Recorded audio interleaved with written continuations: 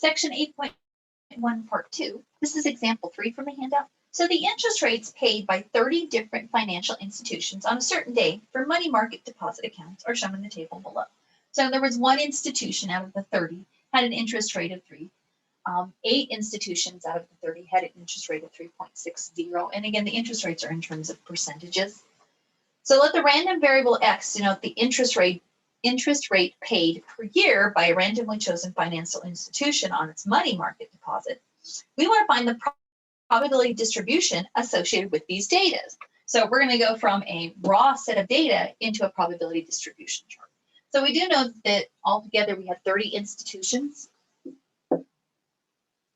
So when we go to make our chart, X is going to be, again, the interest rates, because they're telling me that it's the interest rate. So 3.0, 3.25, etc. We'll fill them in as we go down.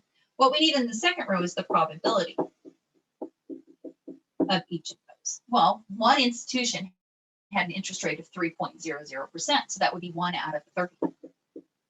Now I'm going to use them as fractions, but of course you can make them into decimals. It's entirely up to you.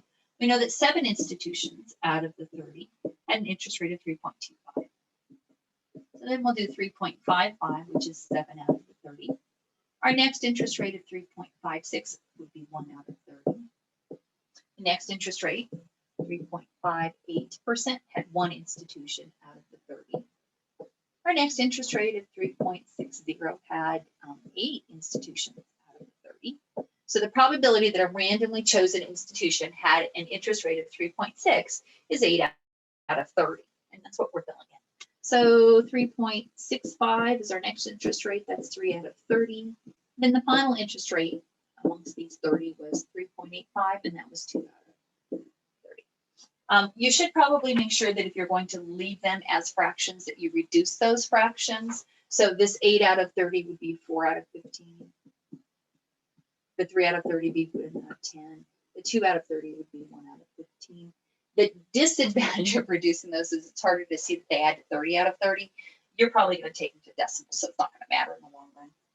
Part B says, find the probability that the interest rate paid by as a financial institution chosen at random is less than 3.56%.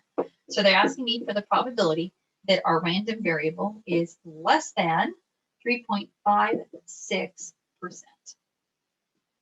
So less than 3.56. There's no equal to on it, so we don't want to include 3.56. We want to include all of these numbers that are smaller than it.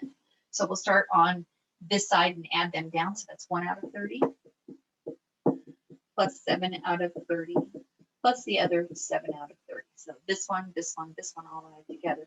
That's 15 out of 30.